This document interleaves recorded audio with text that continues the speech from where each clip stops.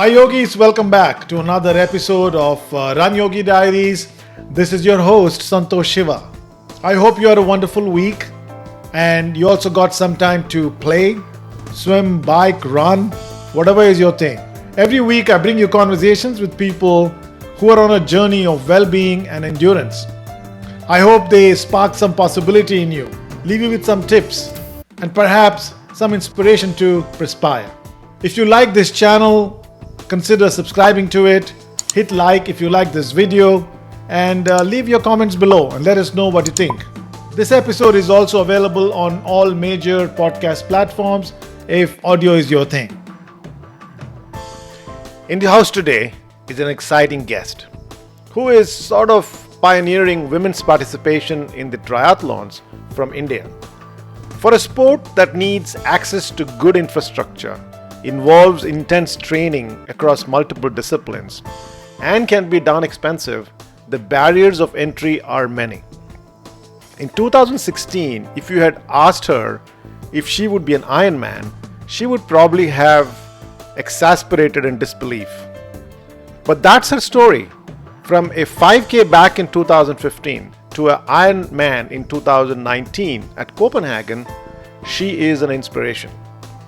We get behind the scenes on how and why she pursued this journey and take a few lessons for our own pursuits and be unstoppable in making our dreams come true. Let's welcome the Blossom Fernandez from Bengaluru. Hey Blossom, welcome to Run Yogi Diaries. Thanks, Santosh. Thanks for having me. It's a pleasure. We finally got down to having this conversation. It's so very glad for that. Yeah, couple of hiccups along the way, but yeah. Yeah, absolutely. So hey, Blossom, you obviously are a great inspiration. You're a triathlete, Ironman, Iron woman. It's time they actually get that in there. But hey, what you're doing is, I would say, pioneering. It's not easy to be a triathlete, being a woman, as well as being in India, because it's something that's just it's kind of a growing sport. So we want to hear about a lot and learn a few things from your journey. But before that, let me have you maybe do a quick personal introduction before we jump in. Okay, thanks, Santosh. So a little bit about myself. I live in Bangalore, but I'm not originally from here. I've spent it's been about 10 years that I'm in Bangalore, but I hail from a small town near Mumbai called Nasik. That's where my Hmm. parents are. Um, I've never been a sports person per se. Triathlon has been about 3 or 4 years in my life so far. Professionally, I work for a real estate company, one of Bangalore's biggest builders. But I'm predominantly from the aviation industry, where I was a cabin manager for about 15 years. So my heart lies up in the skies, and being on ground is fairly new to me. You Yep. don't like being grounded. That was one of the scariest things when I was flying, to be grounded. That's like Hmm. a disciplinary action. But yeah, now this is life. Yeah, Yeah. terrific. Lovely. So, hey, that's awesome. Let's maybe start with a bit of a flashback and kind of hear about where it all started, your early days. So, first of all, why and how did you get into this whole journey of fitness and endurance in the first place? It was completely unplanned, to be very honest. Uh, Being in Bangalore, I didn't really know too many people. I didn't know much about the city, and something that was always on my mind to do was the Pinkathon run. I mean, I I had no Hmm. exposure to endurance sports, but the Pinkathon, the banner event, is something that everybody knows about in India because it supports breast cancer survivors and my grandmother was somebody who had breast cancer and she eventually succumbed to cancer. And when I found out that it was happening Oh. in a couple of weeks, I said, this is something that I would like to do in her memory because she and I were really Hmm. close. And it was a 5K event. I did the 5K. They have 5 and 10. And at that point of time, I was part of a group of entrepreneurial women who were. There were a couple of women who were runners, and they were talking. There was a bit of chatter on our Facebook group about this event, and a couple of them had signed up. And I was like, okay, I these are the only people I know in Bangalore, and they're doing it. A few of them are doing it, so why don't I also sign up? I'll have some company, somebody I Hmm. know out there. And absolutely no training, no nothing. I mean, 5K. I just knew the number. I didn't know. I mean, at that point of time, I couldn't even visualize how long 5K was, in terms of distance. And so I said, okay, I'm just going to go there and just have some fun, hang around with the Hmm. women who, we said we're going to be walking most of the way. I mean, how bad can it be? And yeah, I showed up there and the energy was amazing. I mean, we were thousands of women. Everybody had their own reasons for being there, of course. And I decided at that time, I'm just going to run as much as I can and, you know, walk the rest of the way. How bad can it be? Hmm. And yeah, I mean, not run. To be honest, it was a very slow crawling jog. And I realized that I I actually could jog a lot more than I had predicted. And when I crossed the finish line, I said, "This is so amazing." I had never actually done anything for myself, Hmm. solely for myself till that point of time, and with a purpose of completing something new. And when I crossed that finish line, I said, this is fun. I love this feeling and I love this energy of the crowd and the sense of accomplishment. And okay, I need to know I need to find out what more I can do and what else is out Hmm. there. Of course, the next couple of days I was in a lot of pain for 5K. I was rethinking my decision of wanting to find out what lies ahead. But once that all subsided, I uh, I did some searching on the internet, found out about 10K runs that happen locally in Bangalore, and I signed up for it. But this time I said, you know what, I'm gonna train. I'll connect with that group of ladies who were running and figure out how to go about doing this event. And also, I knew a triathlete in Bangalore who had done a swimathon in Goa, and somewhere, you know how the internet works, right? I mean, once you sign up for one of these events, you'll get spammed by Hmm. race Hmm. organizers and ads and all of that. And so, the Goa Swimathon ad showed up on my feed, and the shortest distance was 1K, and I had never actually swum. I never swam since college, and I'd never been in a pool in Bangalore.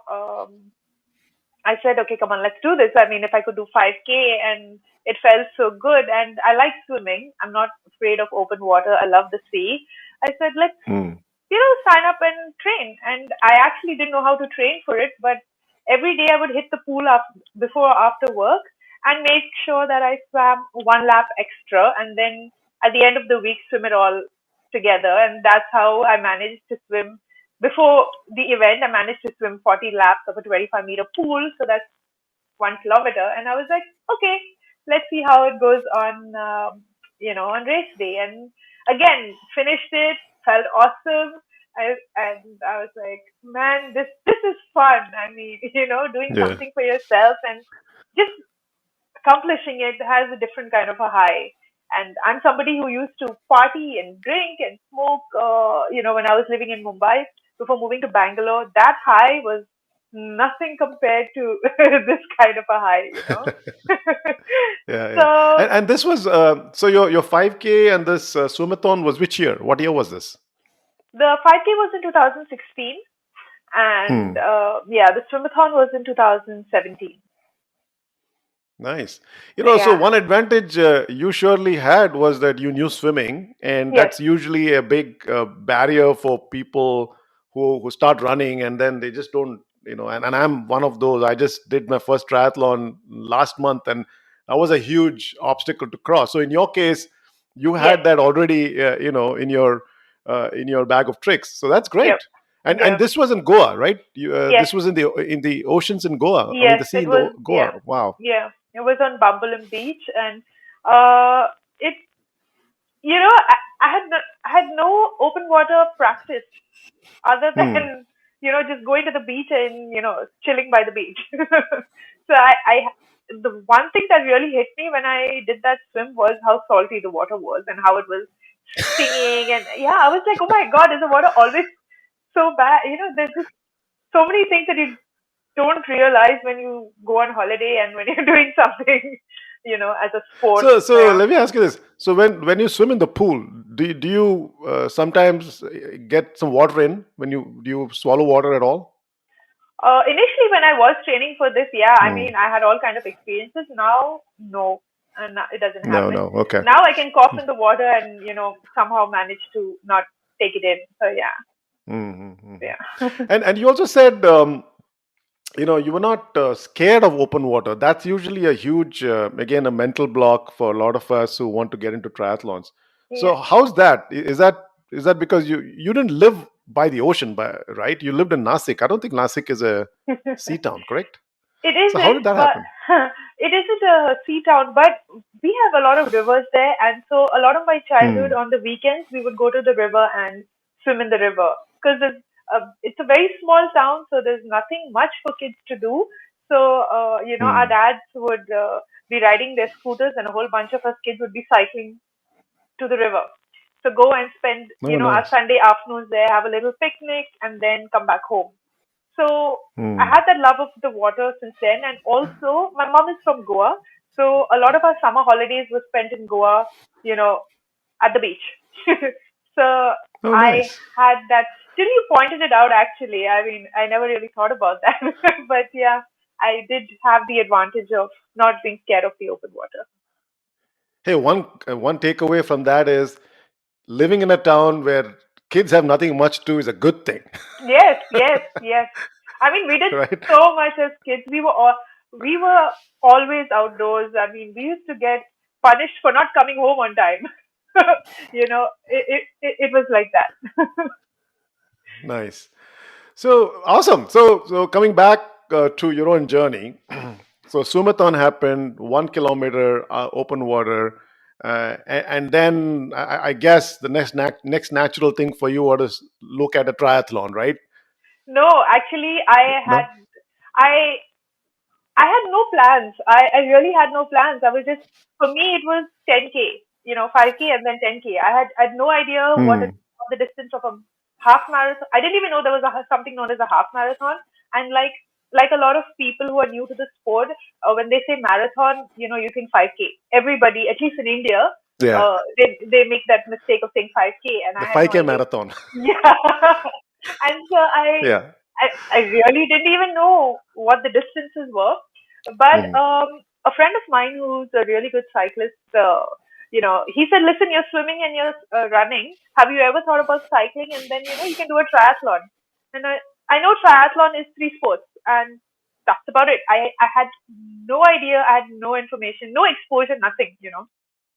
And I was like, yeah, let me check it out. And then, I did some searching, and turns out that, in the next, I think about 4 months after he planted that seed in my head, there was a triathlon happening in Mysore, which is an annual triathlon that happens, that is very well known as one of the few open water triathlons in India at that point of time. Hmm. So, and also coincidentally, a friend of mine was selling her cycle because she and her family were leaving the city, and the cycle was my size. The cycle was Okay. in my budget, and so, so yeah, and so we went and we picked it up, and again, I had never cycled since my childhood days, you know, Hmm. and I had I actually had no idea that there's something known as a road bike and there's a triathlon bike, and um I mean, when I got this cycle, I thought it was scary. It felt so different, the whole geometry of the cycle. like the build, like what we're used to when we were kids. The handlebars up there, Yeah. and this is a road bike felt so aggressive to Yeah. me, and I had to learn not how to cycle. I knew that wasn't something that was an issue, but just how to handle myself out on the roads, road safety, Hmm. just actually learning how to balance that cycle, because it was just so new. I wasn't afraid of cycling. I didn't have to learn how to pedal and that kind of a thing, but just the whole feel of the bike was Yeah. very new The to me. cleats, right? No, I The didn't. biggest thing in road bikes. Yeah, no. I only got cleated in 2019. So you escaped that Yeah, part of the pain. 2018. the Yeah, 2018 or 19. Yeah, yeah. Yeah. That's usually the Oh, biggest transition, right? When going from normal bicycling to road bicycling is remembering that you're on a cleat. And when you stop at the stoplight, remember to be off the cleats. I I've had fallen many that. times. Oh yeah, I had that. But no, what was actually the most horrifying experience was the saddle. After my first bike Hmm. ride, I was like, what the hell is this? Like, it was the most painful thing. Like, for, I think about Yeah. 3 days, my butt was so, in so much pain. I was like, how do people cycle? And then I learned about Yeah. sit bones, and I learned about, bike fit. But I was extremely lucky because this friend of mine, this very close friend of mine, he is my guru when it comes to cycling. So Hmm. I have learned everything that I know about cycling from him. Hmm. Hmm. I was very fortunate. And so anyway, so yeah, Yeah. so I signed up for that local triathlon, and again, the there was a sprint, and then there was Olympic.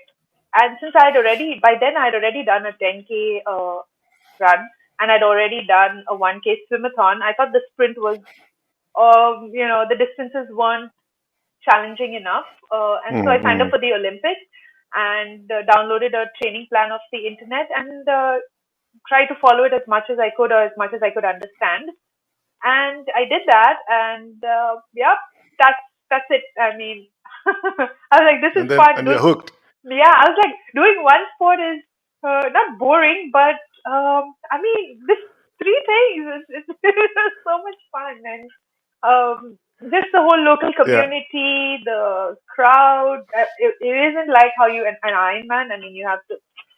It's a very small crowd, but it was just so amazing. When I Yeah. look back at my pictures from my first triathlon and I see how I was dressed and all the things that I had with me, and yeah, it was just it's humbling. Yeah. I've seen some of your pictures. You look like mean, man, like me with all those glasses and those that. I mean, Oh it God. just transforms. It just transforms you. So here's a Mumbaiker girl, partying, all that stuff. Moves to Bangalore, no friends, and then suddenly becomes a triathlete. Yeah. What an So amazing story. yeah. So, but before I could become a triathlete, I had actually somehow in the again completely unplanned. I know the universe has its way of working. I happened to. I love baking. I learned Hmm. baking from my grandmom and my mom. We're a family who loves to eat and bake, and a typically Anglo-Indian household who must have something sweet at around tea time.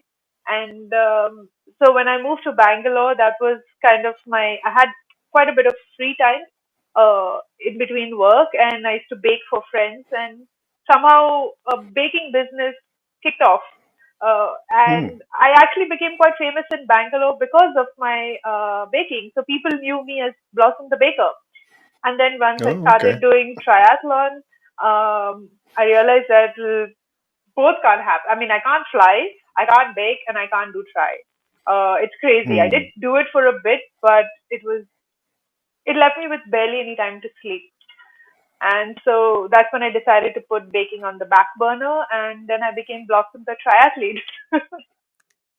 Yeah, but it's an opportunity to bring back, Blossom the triathlete now makes Blossom the cookies, which are all Yeah, I designed for transitioned. triathletes. I transitioned completely from baking all things sinful to baking all things healthy. So yeah, my Yeah, yeah, audience, my target audience changed. Took a complete yeah, 360. yeah, yeah, yeah. Awesome. That's great. So coming back, so bikes happened. So did you ride? Did you get into bicycle road cycling seriously? The centuries and all that stuff. I know you have the what's that thing called Nilgiris ride Oh no, in I haven't Bangalore. Did you done. do one of those? No. No, I haven't Okay. done any tours yet. I will maybe, but I didn't. The only long distance ride that I have done so far is a 200-kilometer breve. I did that Hmm. just, I, I forget when I did that. I think 2008, 19, 18 or 19 is when I did that.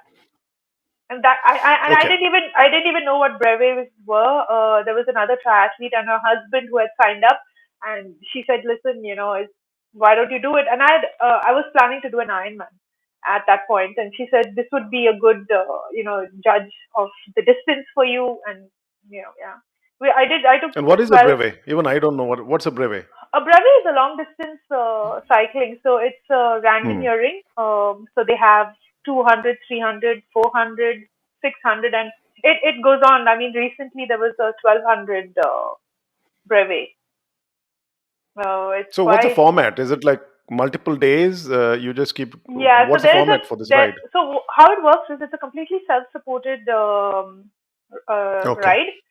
There are different checkpoints. So you have a breve card, and you have to at these checkpoints you're supposed to take a selfie to show that Hmm. you have checked in at that point. So sometimes you have the organizers there who will stamp your breve card saying yes, you did reach the checkpoint, and Okay. yeah, it happens. It's quite big in India actually. It's a French word, so it started in France, and there's a Mhm. huge breve community. And yeah, so you go to the different checkpoints along the way. So you have to know the route because there are no markers, Hmm. there are no aid Hmm. stations. Everything is you're on your own.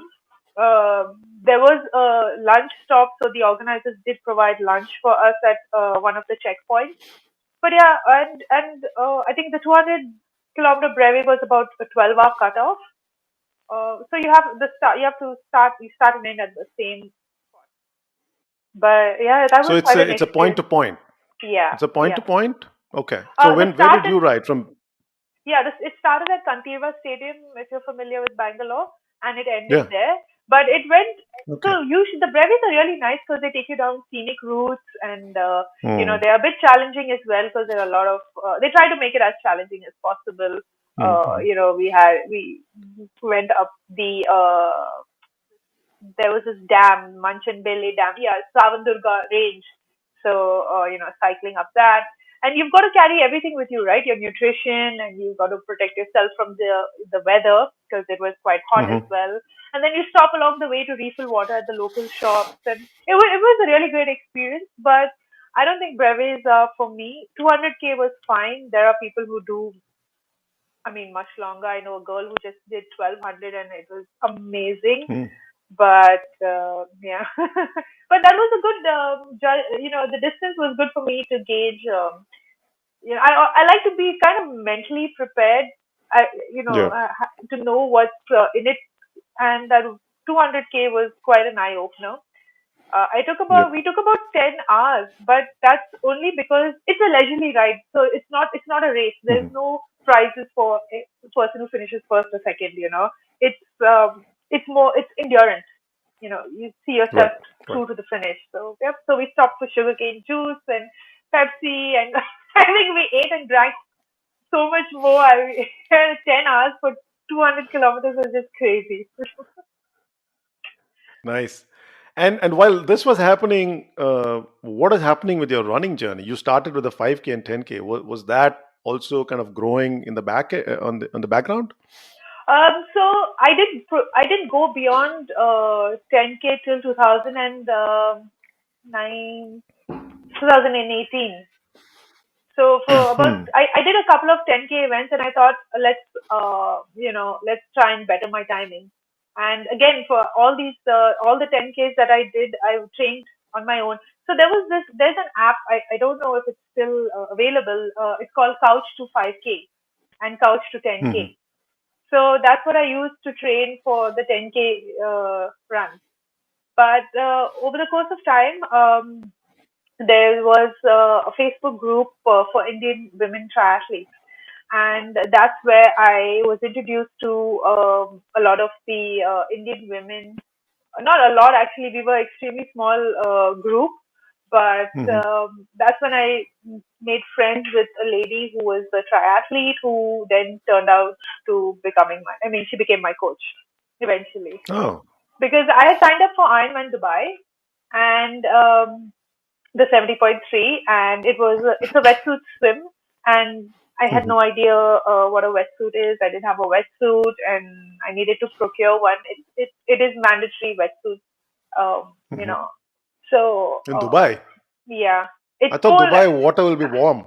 No, Okay. so the race happens end of Jan, beginning of Feb. So it's winter and it's Hmm. cold. The water temperature is about, I think, about 18 or 19. It's not, Hmm. no, no, about 20, but it's cold.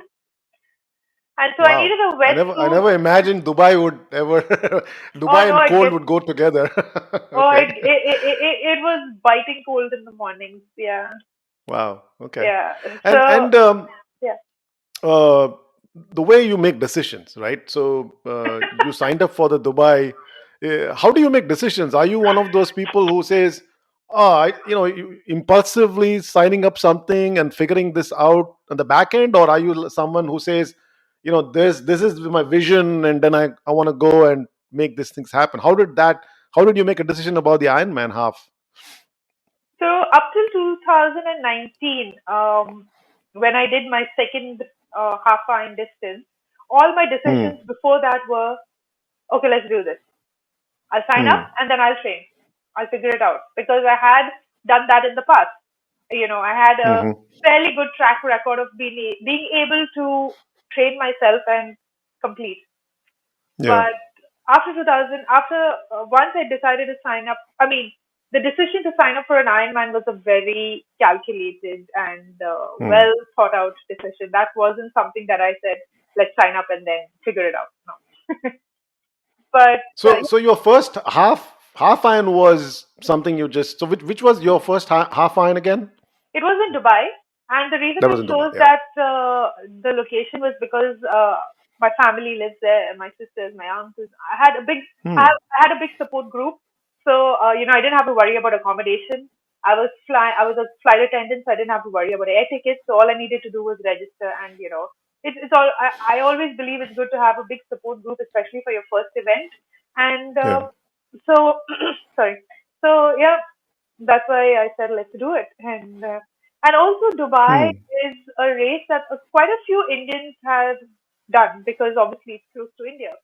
So Accessible. it Yeah. was easier to connect with people based on that. So how was it? How was your first half iron? It was That would have been a big amazing. leap, right?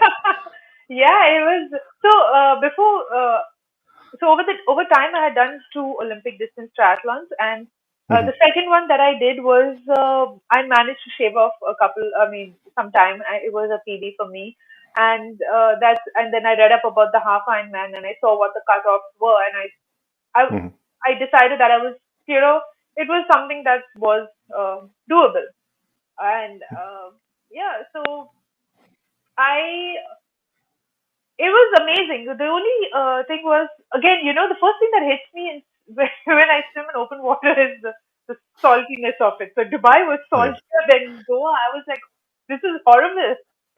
And then again, swimming in a wetsuit. I did swim in a wetsuit in a pool in Bangalore, but it was a completely different experience in the open water. Hmm. The water is very choppy, or it tends to be quite choppy in Dubai. So that was something that I had never dealt with. And even though I trained freestyle, I was confident of completing the distance completely freestyle.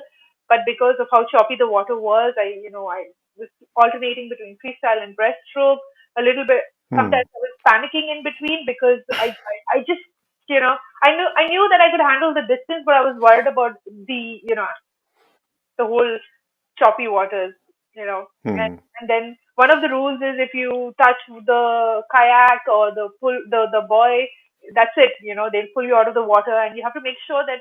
I mean, Wow. if they sense that you're in danger, or they sense that you're struggling, they'll pull you out. So I was like, I have to make sure that I don't appear that way Yeah. of the lifeguards. So whenever I was panicking, I would roll over onto my back, get my breath together, do a little bit of breaststroke, and then continue. So Hmm. the swim was, even though it was the strongest of the three. It was the most challenging. Then on, Wow. yeah, So with all this, you still had a strong swim. Wow. yeah, yeah, yeah, and then the bike. Yeah, again, I didn't know the course at all because Mhm. I think I hadn't been to Dubai before that since 2015, and this was in 2018. But again, I never went to Dubai with the intention of ever looking at the roads and, all those things. So, Yes, I hear you. yeah. So, in fact, I fell off my bike even though I wasn't treated. Um, just about, I think about 10K into the bike course, I fell off, scraped up my knee. First thing I checked Ugh. was my bike. Everything is okay. It's okay. Okay, let's go. And Hmm. yeah, it was hot. It was quite windy after the U-turn, but managed it. And then all I had left was the run, and the run was extremely hot, but I had such a big support group, my sister, my relatives, and friends. It was amazing. It was my first the Ironman brand experience, and Yeah. I mean, it's truly something else. I'm sure you would agree. The crowd support, the volunteers, and being my first event, a half iron event, not knowing the course, not really knowing, I mean, even the transitions and things like that, I had no, I had no experience. But for somebody who's a first timer, it's so well organized that there's Mhm. really very little room for error. And Yeah. so, yeah, I was smiling throughout that run, even though it was so painful and it was so hot. And, I was willing it to end as fast as possible, but it was just such an amazing experience. And it is also technically your first half marathon, Yeah. right? Yeah. It was, Nice. yeah. Yeah. I did do All right. a half marathon after that. A solo half marathon event. But that I trained for. Okay. And regarding your swimming, are you comfortable with bilateral Oh, breathing, yeah, or yeah, are yeah. you some? You are. No, I'm Okay. bilateral, yeah. So again, that is something that Okay. I trained myself because talking to triathletes, reading, watching a lot of videos, reading a lot of articles, and they said it's so important to learn swim bilaterally for triathlon, and so that was something that I had to train myself, watching a lot of Mhm. videos and doing research. Yeah. And you had a coach as well for the first iron, correct? I had a coach who was a runner. I didn't Hmm. at that point of time. I didn't know any triathlon coaches in India. I mean, now when I look back, yes, there were a couple of them, but I wasn't really, on Facebook. Instagram was not big that time, so the opportunity to connect with uh, people was limited. Facebook was, unless you know them as a friend, Facebook didn't have that thing at that point of time of suggestions of people you can be friends with and things like that. So um, you know I knew this guy who was a famous running coach in Bangalore, and I said, I want to train for a triathlon, and he said, yeah, I can train you. And he did train me for that, but he's predominantly a runner. Running is, I Mhm. mean, he's a run coach.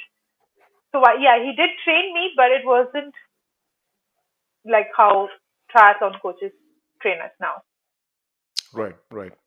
And for swimming, do you have a swim coach? Do you had a swim coach now, or you do it No, yourself now mostly? now I have a triathlon coach. I mean, since after I Okay. finished half Ironman Dubai, I signed up with a coach. I realized that this is, this is something that's going to be a huge part of my life, and I'd like to do it well and Yeah.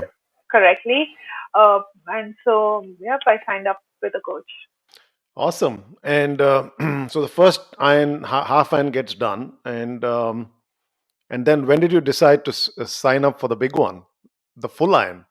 So I did another half Ironman in Goa in 2018, which I Hmm. ended up winning. Which Oh and wow. yeah, so it wasn't a fantastic timing, but based on the competition that was there, I was faster than the others, and I won it. And it was a complete shock 'cause up until then, I wasn't a competitive triathlete.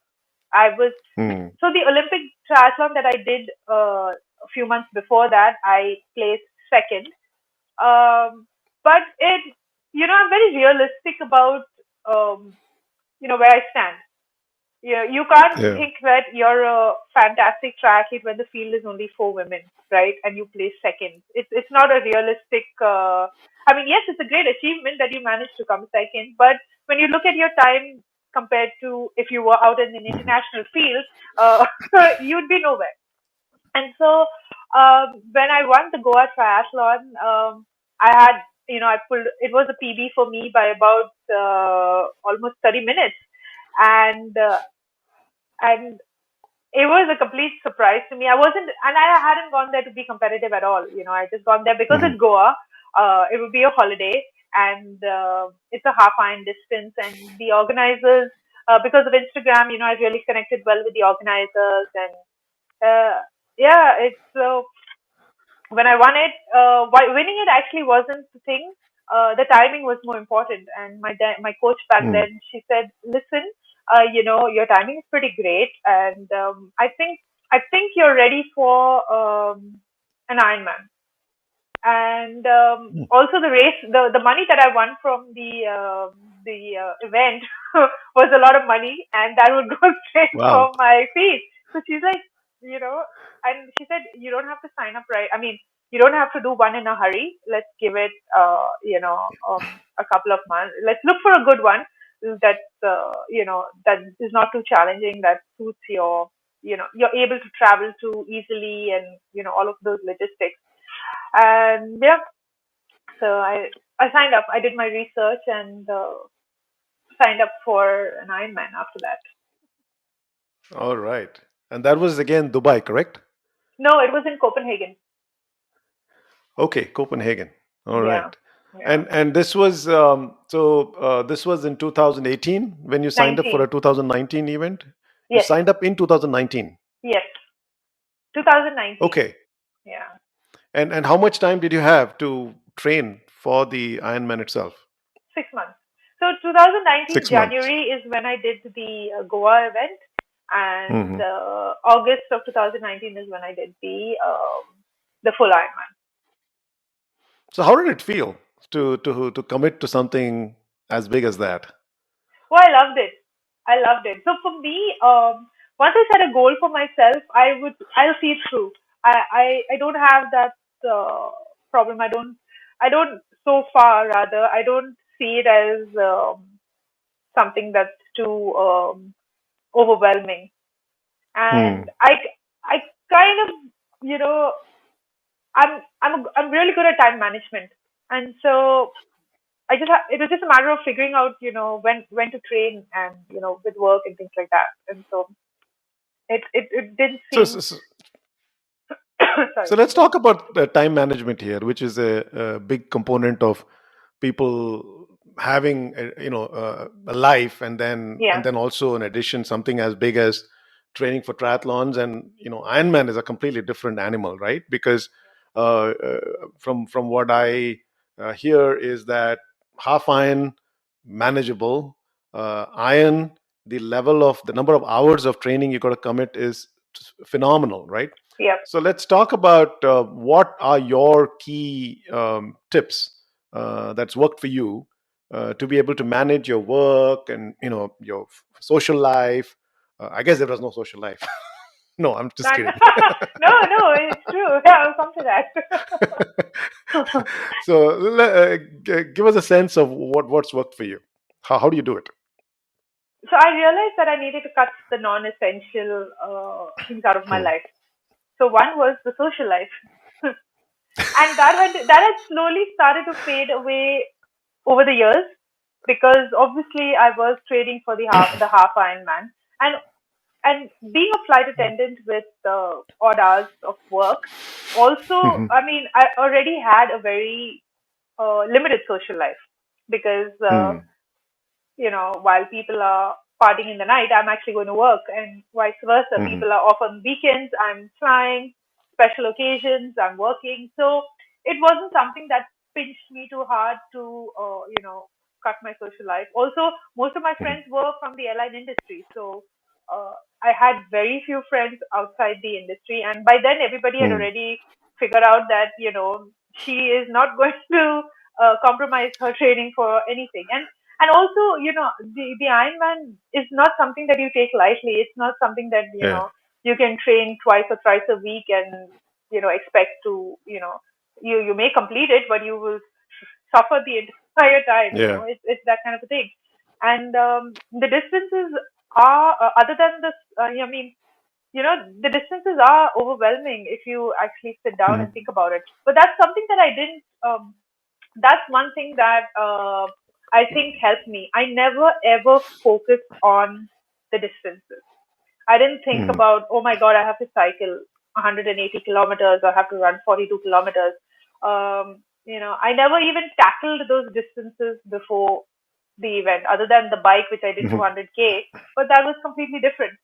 And so I just took every day as it came. I focused on the Mhm. training of the day and getting it done.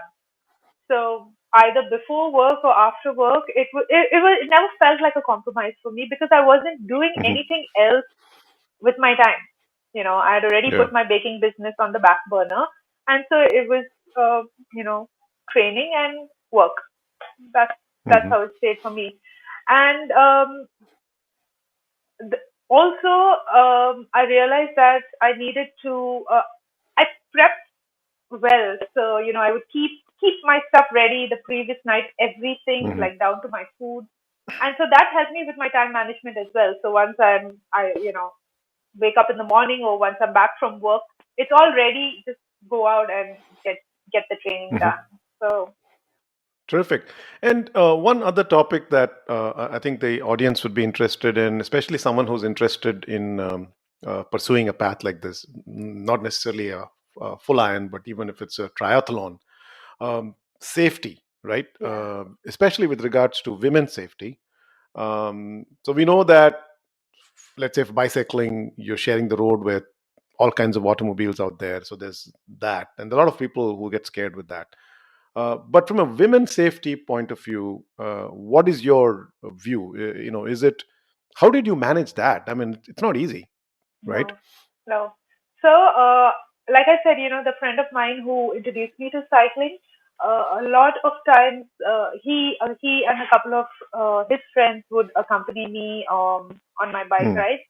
But then again, not everybody's training for an Ironman, right? So people who are leisure Mm. cyclists or amateur cyclists would, I think the maximum they would do is 2.5 hours on a weekend, and it would be an easy ride, Mhm. whereas I would be doing, uh, training specifically for the event. So we'd start together.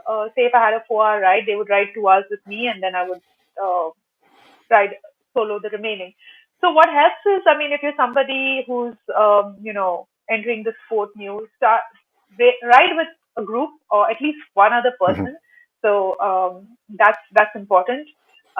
Keep your family, or if you have no family in the same city, keep your friends informed about what time you're leaving, what time you're expected back, what's the route you're going to take.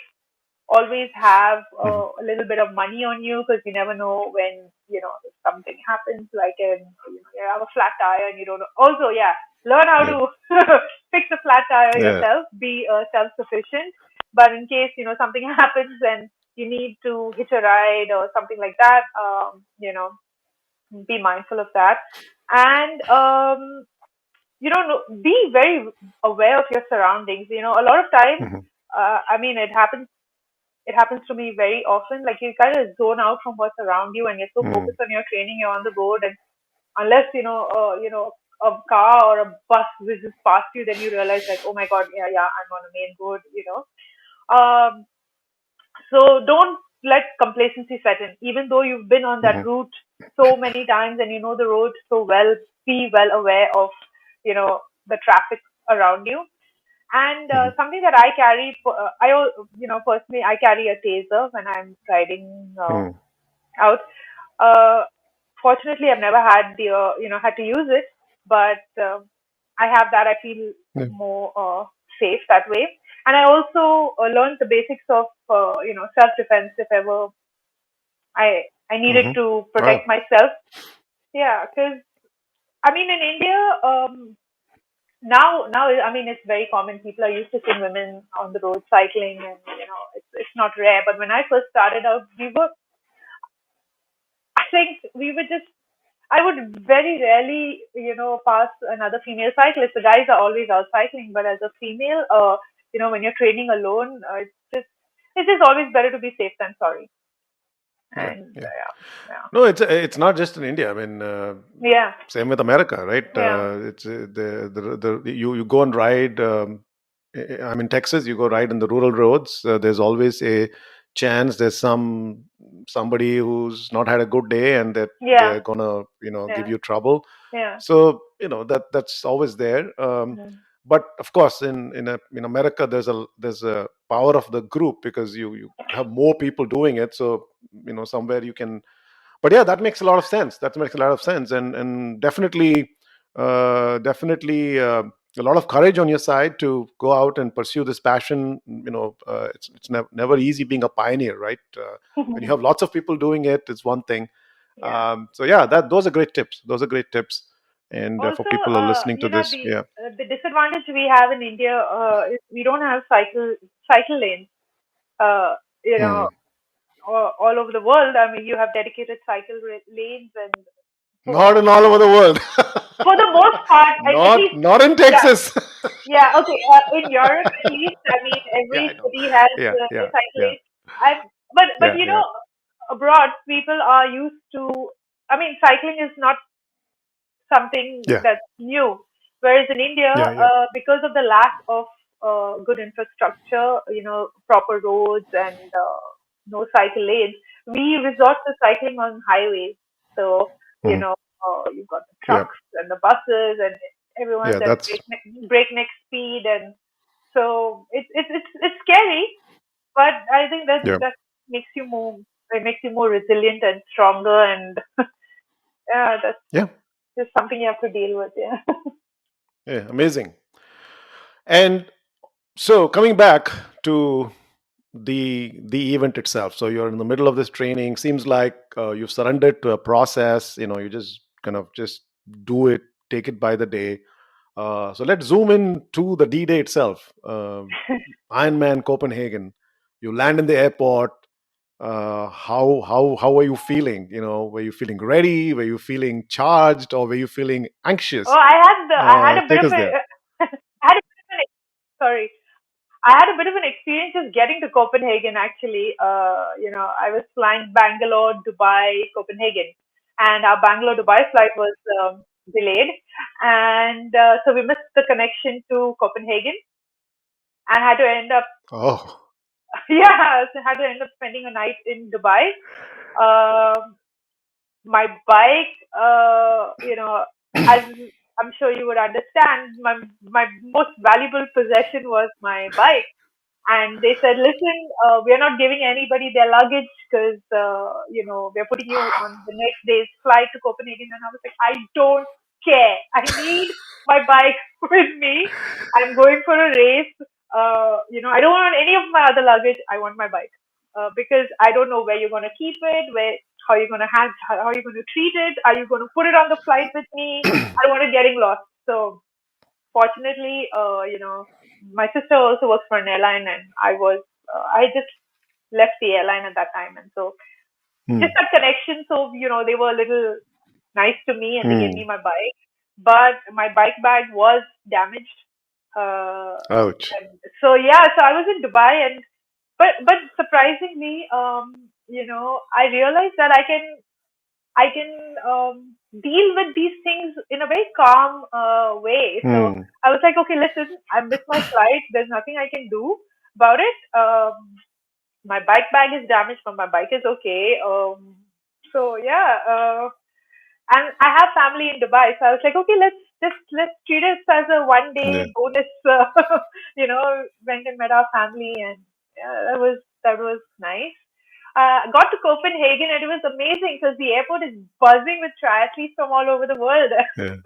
I mean, I've never seen so many bike bags in an airport, even though I was a flight attendant.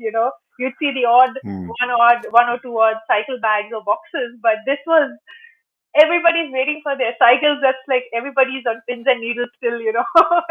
It comes on the Yeah. conveyor belt, and everybody's checking that out. It was really good because everybody's talking to each other and asking, is this your first time? Have you done this before? What's the Yeah. route like? And it all started from there. It was great. Lovely. Yeah. And were you what was your state of mind, as in, like, were you planning, did you have a time, a finish in mind, or were you like, hey, I'm just gonna take what I get? Where were you about that? So, Copenhagen has a very short cutoff time compared to most races. The cutoff was Mhm. 15 hours, 50 minutes. And I told my Wow. coach, yeah, I told my coach, listen, I want to finish in 14:50 and have, sorry, the 1 hour buffer in case, Hmm. I have a flat and, just to accommodate any unforeseen events. And Hmm. so we trained based on that actually for a 14:50 finish. And, or rather, we trained with to have a kind of not be crawling, looking Hmm. at my watch to finish, that kind of a thing. And I just knew the intermediary cutoffs, the bike, and I knew what time I needed to reach a certain cutoff point. And so that was my goal. It was Hmm. a two loop course, and so I knew that I wanted to finish the first loop within that time. And yeah, and when I finished that first loop, first of all, when I finished my swim in a timing that I had not predicted, I told my coach, listen, the swim is 2 hours 20 cutoff, and I told her I would like to finish in 1:30 because I was fairly Hmm. confident with my swim, and then I finished in 1:15. I was like, whoa, this is Wow. amazing. Because actually the swim was it was I mean, I couldn't have asked for a better swim experience, and not I'm not talking about time, just the whole the swim itself, was amazing. Hmm. This And was a lake? Was it a lake, or was it a? it's it's a man-made beach that they have. Hmm. So there is no current. It's pretty much flat, but the water is freezing cold. The first thing that hits you when you enter the water is, your fingers and your toes just become numb. Your face, your cheeks, Hmm. it just, and because, so a part of it is, you have a lot of these, weeds or the, the plants growing underwater. Gosh, I'm losing my words. But they're so high, they're so tall that when you're swimming, your hands are actually getting caught in it, and sometimes it was like Oh, okay. brushing against your cheeks. And but I don't know, it was so amazing. You swim under two bridges, and on those bridges, the crowd where the crowd stands. And so while you're swimming under that, you can hear people screaming, and it was just so good. Nice. Yeah. Nice. Yeah, but And so and sorry, yeah. Go ahead. yeah, Yeah, no, you were talking about the finish times, and yeah. yeah. So I finished in like I had 15 minutes in hand, and yes, then I started the bike loop, and I kept looking at my watch, and I was like, "Whoa, am I really cycling that fast?" Because I told her because being my first one, I didn't want to really have very high expectations or set unrealistic targets. So I said, if I can average a 25, if I can average 25 per hour, I know I'm good. I won't. Hmm. I don't need to worry about time. But I kept looking at my watch, and it was 28 and 29, and I was like, "What is happening? Is my GPS off? Is there something wrong with it?" But then I realized that, I was seeing the kilometer markers and passing 8 stations, and I was like, no, this is right. And then I finished the first loop, and I had so much time in hand, and then I said, okay, the second loop I'm going to enjoy, and then yeah, it was, Nice. yeah, So I guess the those are some of the moments, right? For us as recreational athletes, there are some days that surprise you in a good way. You feel yeah, stronger yeah, without knowing, yeah, and it's like so rewarding, right? yes, And somewhere you don't even know what clicked, but something clicked, and then you feel so strong, right? yeah, yeah, Those are the days you live for. yeah. My one of my biggest worries about doing the Ironman was my cycle, because Mhm, I use a road bike, and my road bike was originally an 8 speed, which for the Ironman I upgraded to an 11 speed. But it's a mhm, second-hand bike. It's an old bike. It's a heavy bike. I'd never ridden more than, I think I'd never averaged more than 25 ever on it, mhm, and I had never seen firsthand. Of course, yeah, in Dubai I did see firsthand a lot of TT bikes, but then being a 70.3, there were more road bikes than TT bikes there. And mhm, when I went to the day before as athlete check-in, when I was checking in my bike and I saw the amazing TT bikes out there. Everybody had a TT bike. I was really so embarrassed. I was so that's for the very first time I actually questioned whether I belonged there, mhm, because everybody had one bike, a bike better than the other. There were all the big brands, the big names, and there I was with my my road bike, which, I mean, I still, when I think about it, it was, I think I came back to the room and I had a bit of a howl and I said, I really don't know how I'm going to do this, because it's mhm, just, I don't fit in. I really felt like I didn't fit in. But then my coach, she always told me it's not about the bike. You are the machine, mhm. not your cycle. And, Yeah. I say this to a lot of people and I didn't believe her. I said, yeah, Mhm, okay, she's just trying to make me feel better about it. But when I was when I was cycling and I saw, I was hitting 28 and 29, and I was like, yeah, Blossom, you are the machine, not your cycle. yeah. Yeah. And so that's what kept me going. Every time, when it did get a little bit tiring once you cross, 120 kilometers and 150, and then, you're like, I'm the machine, not my bike. I'm the machine, not my bike. And so, yeah, Yeah. that's what helped That's a me. lovely, lovely Yeah, statement. In yeah, fact, swimming and in running, you are the machine. It's obvious, right? yeah, And there's nothing else to compensate. And I think in the world of biking, yes, there's always. I hear you, right? Because I have a road bicycle, and I bought it like 10 years ago. It's an aluminum frame, and yeah, same.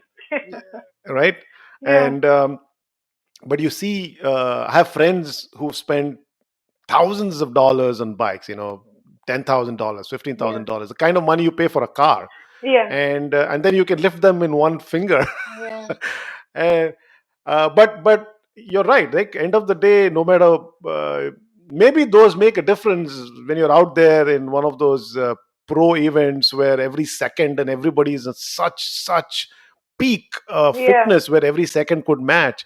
But I think at a recreational level, I think the engine is you, and if you can afford those bikes, good. yeah, But you don't have to kill yourself to go get a bike for, like, they're expensive. They're yeah, pretty expensive, right? yeah. And also, what the great thing was, it reassured me that, I mean, once I finished the Ironman and I did it in, a timing that I wasn't even expecting. I mean, now when I go into an Ironman, now I have a TT bike, one of those fancy TT bikes. I've become that person. But now when I go into that, if I when I do a next event, I know that, even without this bike, I can still hold my own. It is, Mhm. I'm not fast because of the bike. I am fast because I I trained for it and I have it in me. So Yep. that was uh, that's something that I think about. In fact, this morning I rode I went for a 80-kilometer ride on my road bike, and I haven't ridden her in I think a couple of months because I was training for a time trial and also a local triathlon. So I took my road bike out today, and I said, "This feels like home." Mm. I just Yeah. feel so comfortable on her, and it felt so good to ride my road bike after a couple of months, and it was like second skin Yeah. to me. Makes sense. Great. So now you're, and what about the running segment in your Ironman? How did that go? Oh, unfortunately for me, it rained the entire 42 kilometers. So, Wow. it's a monsoon in India from June to, I mean, at least June to August for when my event was. And I avoided running in the rain every single time. I just said, no, I refuse to run in the rain. So I'm somebody who suffers from asthma. It's Oh. not something that I live with on a daily basis, but it's seasonal Mhm. and usually kicks in during the monsoon. And so I refuse to get wet in the rain. I hate it. And then I thought, "That's okay, you're Murphy." So I avoided it all this time, and it rained throughout. It was actually quite miserable because in Europe, when once it rains, it turns really gray and gloomy and depressing. Mm. But I mean, there was no time to feel sorry for myself because we were all in it together. Right. Yeah. So I just focused on it. Was 4 loops of the run. I did suffer a little bit. My calf really it didn't cramp, but it was hurting really bad, and I needed to make a couple of adjustments. I did something really stupid. I never trained with calf sleeves at all, and I Mm. don't know. I have no idea why for the race I decided to wear calf sleeves, and my right leg just wouldn't cooperate. So I lost a lot of time trying to get that calf sleeve off before I took that decision. I was literally dragging my foot, and I hadn't even done half of the first loop. So Mm. that kind of affected my run. But yeah, after that it was just a matter of getting it done. But the most no, it's not traumatic. Oh, I forget. I can't find the word. But one thing that really gets you is, so it's 4 loops of the run, and so for every loop you turn left, to start the next loop. But to go Mm. to the finish line, you go right. So you actually pass that section where you can see the finish line, but you're not yet there yet, and you can hear them announce, okay, you are an Ironman, you're an Ironman. So that's in equal measure exciting, and you know that's going to be you soon. But then you're like, oh my god, I have to do three Mm. loops and 2 loops, and then so that was really something that I was like, I was dreading reaching that point. But then when I hear them announce and I can hear the music and everything, I was like, okay, okay, Blossom, that's gonna be you. Get going. Yeah. Yeah. Yeah. Terrific. So congratulations. You're now an Iron Man Yeah, or thank Iron you. Woman. No, I I don't wonder care why they about the don't. tag. I really Yeah. don't Yeah. care. Yeah. Lots of people ask me that, but I was like, yeah, I don't care. Yeah. Yeah. I mean, you've done it, so why would you care? You gotten it done. Yeah, yeah, How many human beings in this planet get an Iron Man done? So yeah. so congratulations on that. And the other thing I think we'd like to hear is about your nutrition and food choices in this journey, right, to an Ironman. Mm. Did you change something fundamentally? Did you have to readjust for recovery purposes and all that? Yeah, I did actually. I was exposed to a whole new world of eating. I Hmm. signed up with a nutritionist. He was a connection through a friend of mine, and he asked you what do you eat regularly and what's your food habits like, and he said, okay, slash, you have to eat Hmm. vegetables, a lot of vegetables and fruit, 5 cups Mhm. of vegetables a day. I was like, how? So I just like, how do I do that? He didn't make too many changes to my choice of food, but the Mhm. quantities and the way my plate looked. So yeah, Mhm. I eat a lot of vegetables. I eat a lot of carbs. I love my carbs. Mhm. If I don't have my carbs, I just feel that I can't train efficiently. Carbs, proteins. I don't shy away from anything, but yeah, I don't. About 2 to 3 months before an event, I cut off, all processed food, no refined Hmm. sugar. I stay off the just I've learned over time that these things just don't help me in any way, and now I eat with the intention of training. Hmm. I'm eating with purpose. I'm not eating with my mouth. I'm just to satisfy my Yeah.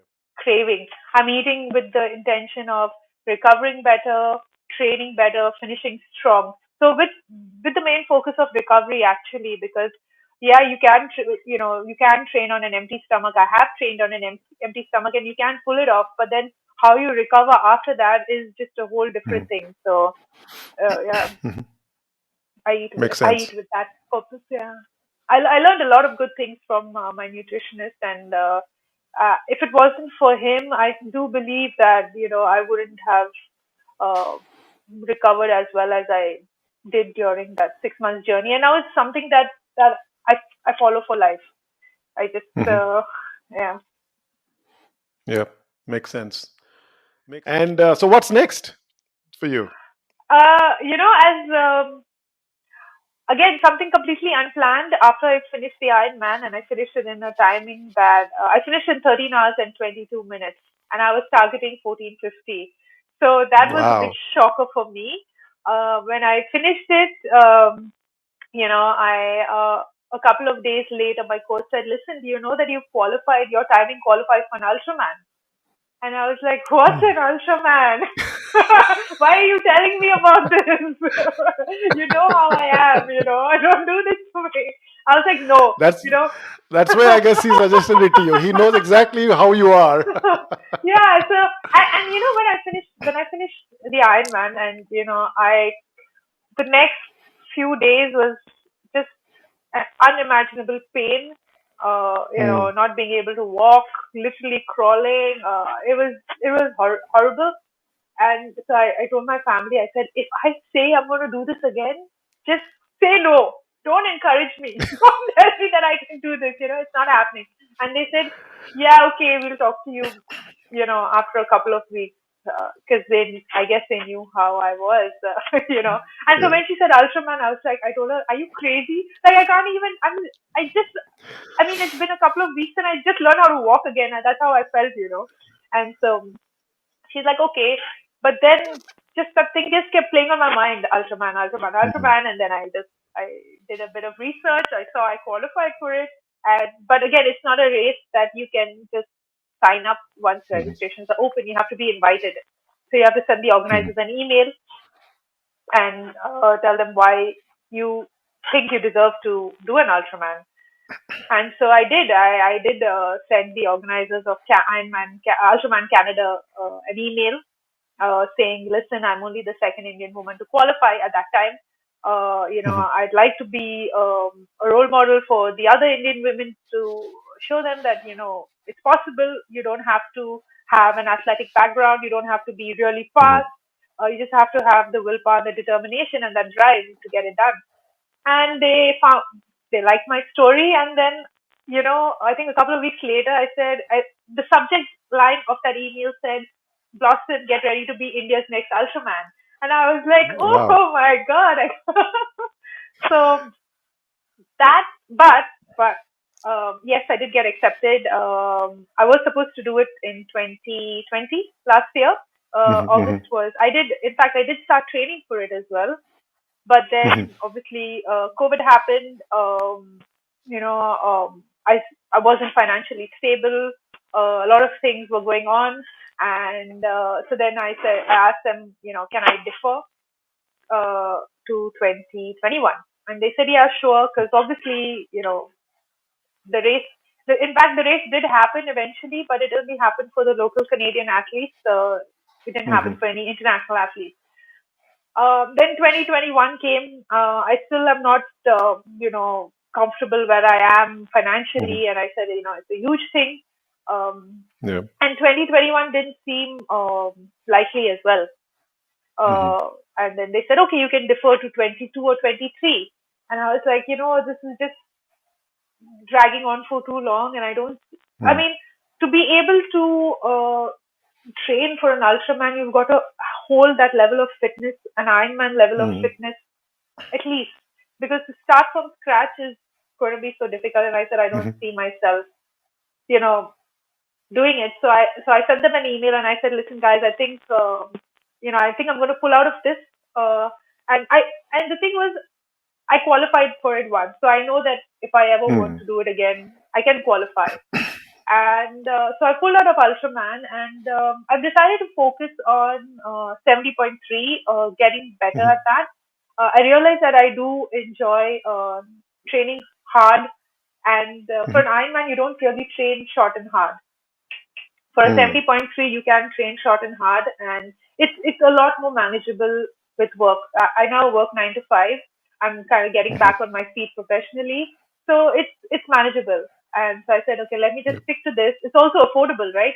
And we have a lot of 70.3s. We have a lot of options closer around India Mhm.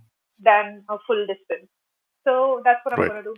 Focus on the Terrific. half. Yeah. Yeah. Have and maybe look to qualify for the world championship, I guess, right? Maybe that will be tough. I don't think that I'm not going to discount that. It would be something that I will eventually look at, but yeah, I'd like to get better at my from my previous timing, and Yeah. yeah, my coach and I are working towards that. So Mm. let's see. Terrific. Yeah, we wish you all the best in that, and maybe qualify for the world championship. And I've known friends who qualify for it, so it seems like you probably the way you work, your work ethic, on your training ethic, never, I never, know never I'll know, get gets you there. there. Yeah, I know I'll get Mhm. there, but I'm not pressurizing myself to get there Yeah. anytime soon. Yep. All right. Terrific. Hey, we covered a fair bit of ground in terms of your journey and the hows and the whys, and definitely for you, looks like the why is the excitement and the thrill of continuing to push yourself, right? From where it started, where you probably ran for your grandmom, and where it's taken you. So it's a very fascinating journey, and something for people to listen and say, hey, it's possible. You can be a recreational athlete anytime in your life, Yeah. and do well at it. So congratulations and thanks for that.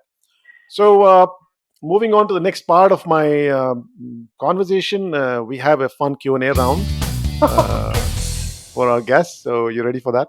Oh gosh, this stresses me out no end. Look who's talking. Yeah, I know. Why Give would me. give me a pool to do 100 laps and I'm Yeah. okay, but don't ask me questions. Yeah. All right, these are Okay, shoot. non-controversial questions. I won't put you in trouble. Okay. Okay. So this is a question I love. I ask all my guests, which is, um, what is your favorite junk food? Cake, chocolate cake. Oh my god. You wake me up in the middle of the night for it, I'll get up and eat it. And you love to bake too, right? Yeah, yeah, that's yeah, that's the tough part. Yeah, lovely. What do you prefer, sunrise or the sunset? Sunrise, any day. Sunrise. Yeah. So you're an early Coincident. I bird. mean, incidentally, I'm not somebody who actually looks at sunrises and sunsets and marvels at them, and Hmm, there are no inspirational quotes that pop up in my head, and I don't take these pictures and stuff like that. But yeah, I'm an early bird. I function oh, nice. best early in the morning. What's the earliest you ever trained? Oh, I trained at 3 o'clock in the morning when I used to be a flight Wow. attendant. Yeah, because I had a flight Right, at right. 9 in the morning. So yeah. Yeah. Roads must be completely Oh empty no, and no, fun not to. out in the dark. No, no. So that's one Okay. thing I missed out actually. I never head out in when it's dark. Okay. I'll deal with the elements of heat and rain and things like that, but never the dark. I'm also quite Okay. blind, so that's one of the things. But yeah, I just don't want to put myself in a compromising position. Yeah. Yeah. Makes sense. Makes sense. Okay, next one. If there's one athlete you could go on a run with, who would it be and why? Um, um, I think I'd like to go on a run with Daniela Reef because she's so focused, she's so driven. I mean, all the pros are, but she has this laser focus. There's um, nothing that affects her. Jellyfish stings, wardrobe malfunction. I mean, she's not a great swimmer. She comes out pretty late in the out of the swim. Everybody else is ahead of her, but she doesn't care. She's just like out there, Hmm. she'll lap everybody on the bike, and that's it. I mean, yeah. So I just like to understand from her how she deals with that mentally, because Mhm. you're top, you're number one in the world, but you're not number one in swimming. So that would be a Mhm. good conversation Mhm. to have. All right. Uh, okay. Okay. Complete this thought. Someone really needs to design a better dot dot dot. Saddle. Oh my gosh, That yeah. that was spontaneous. Yeah, because yeah, my TT bike, I have a saddle. I'm not happy with it. My road bike, I'm still, wondering whether I need to swap between the two. But yeah, I just yeah, better saddle. All right. And the last one. Do you watch movies No, I don't ever? have the. You don't I watch don't. movies? Not ever. I mean, I do, but it's not something that a must do for me. I don't have the attention span for 3 hours, and also I just can't stay awake. So Okay. yeah, No, as long as you this question, as long as you watch some movie at some point in your life, yeah, I'll ask you this question. okay. That's something I love to ask my guests, which is, if we made a movie of your life, A, what genre would you put it in? And B, who would you like to play you in the movie? How? It definitely have to be a comedy. Yeah, because I'm not Hmm. somebody who's. I am serious, but yeah, I want it to be funny story about my life. Hmm. Nothing dramatic. And who would I want to play me? Oh my gosh. Oh my god. I'm so bad at DC. I don't like nothing comes to mind. Um, um, um, um, um, um. I Oh, Jennifer Aniston, yeah. Because I think Oh, nice. yeah, yeah. I'm sorry, I'm just saying Jennifer Aniston because she's the first one that came to my mind. But yeah, I mean she's she's quirky, she's fun, and she's versatile. So yeah, I think she'd be able to play me. Yeah. And I guess she could do a few of the rides and swims that you do, Yeah, right? She's she's fit enough to super do fit. that. Yeah, she's super fit. Yeah. All right. Yeah. Terrific. Hey, thanks. You did well. Got to learn a few more things about you in the process. We're coming to an end of our conversation. I'd like to give you the last word. Any final message to the audience? Something that I follow in training and in daily life actually has so much happened to me and professionally, personally. I'd say is get comfortable with being uncomfortable. This is Hmm. this is a quote that I've picked up in the last couple of years as a triathlete, and it holds true in every aspect of your life, but more so as a triathlete when you're training, because there are so many uncomfortable moments that you go through, and it just makes you so much. It makes the finish line so much easier when you're comfortable with being uncomfortable. Lovely. Great message and applies to life in general. Yes. So thanks for sharing that. Hey, Blossom, again, thanks for sharing your journey. I enjoyed it, learned a lot in the process. I'm sure the audience will take away a few leaves from your book as well. So wish you all the best in what you're up to as you go along. We'll keep tracking and we'll keep cheering you on. Thank you. And let you have enjoy the rest of the evening, and we shall stay in touch. Thanks, Atul. Thanks for having me on.